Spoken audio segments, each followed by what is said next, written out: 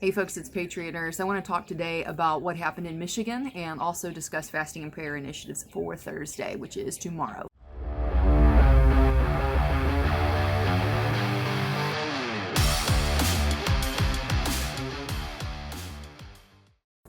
So it's a little cold out here. I'm gonna have to make this one short because I decided conveniently to leave my jacket inside. But anyway, today in Michigan, a bunch of people got together and they were in their cars and they circled around the Capitol building to protest the egregious and draconian oversteps that lovely woman who is the governor decided to issue from her little edict and her edicts in her little white tower.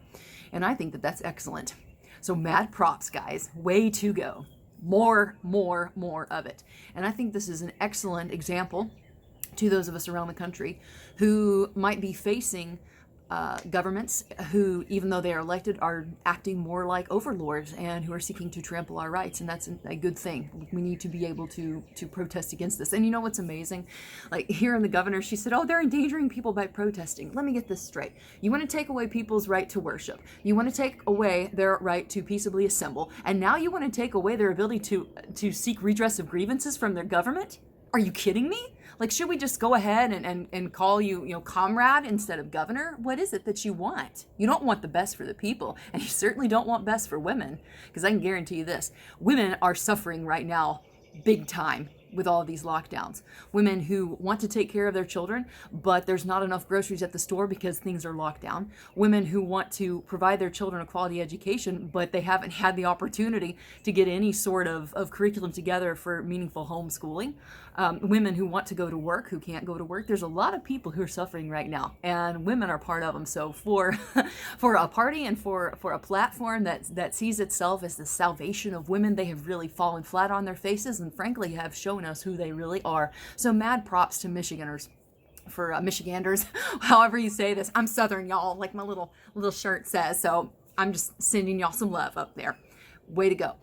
And I think that it is a good example for those of us in the rest of the country who, if we do not see an about face very soon with the way that our governments are handling things, it needs to, I'll just put it that way, it needs to stop. And the Michigan governor's power needs to get checked. She needs to be put in her place. And it was a good step today, but she needs to be put in her place. Let's talk about fasting and prayer. So, imprecatory prayers, anyone? Fasting and prayer on Thursdays. I need to pull my hair up. I have a joke, I slept on it funny. Friends, with fasting and prayer, I have been encouraging people to fast and pray on Thursdays, because I think that we can really see headway gained, not only in lives saved, but in wisdom for our leaders. And in parts of the country where you have a lot of people who are gathering together and praying, even if it's not physically, but people who are the brethren who are gathering together and interceding, I submit to you that you're seeing headway happen there. But also, when we're praying, we are in the midst of a very tempestuous sea right now in our nation and really in the world. We are dealing with economic issues that are self-inflicted by our government. We're dealing with circumstances that have been forced upon the American people.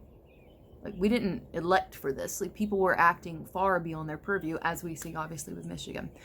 So one of the things that I'm going to be praying for tomorrow is the conscience of the people to rise up. And for people sitting at home who maybe would have been previously distracted by sports, which aren't on right now unless you want to watch reruns from the World Series in 2010. People's consciences need to be quickened right now.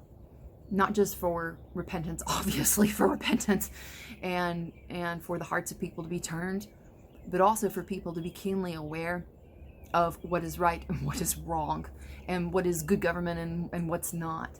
Because I think really in order for there to be a pushback against unrighteous government, you have to have a definition of what righteousness is. And that means that people have to return to the ancient path.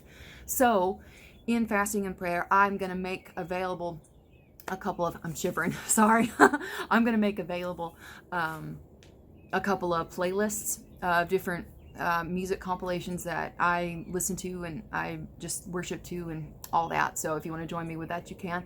But this is very, very personal, okay? I'm not saying you have to pray like me. I'm not saying that you have to listen to the same worship music I do. Heaven forbid. Heaven forbid. God created us as individuals, and he uses us differently in his kingdom. He uses us differently for different purposes. There are different keys on the keyboard. They make different sounds, right? But it's when they're played in harmony together that they create wonderful music.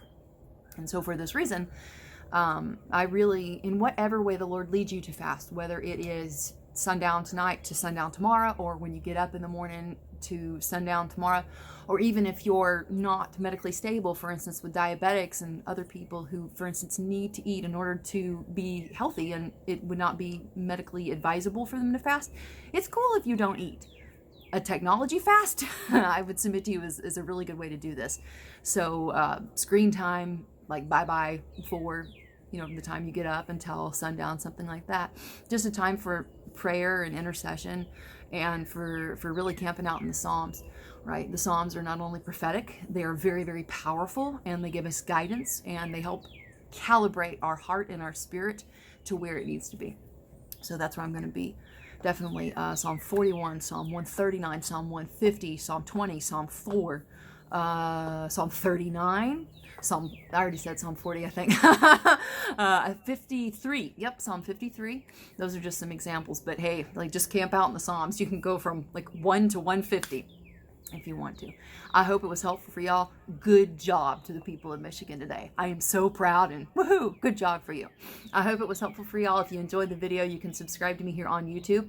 You can also stay with me on Patreon and Subscribestar, as well as cryptocurrency, and I got links below. Have a wonderful, wonderful weekend, guys. Let's be in fasting and in prayer for a breakthrough for this nation, for a covering for our people, a covering for our families, for wisdom for our elected officials, and for strength, and for a solid compass. For now, it's Patriot Nurse signing off. I'll see you later. Bye.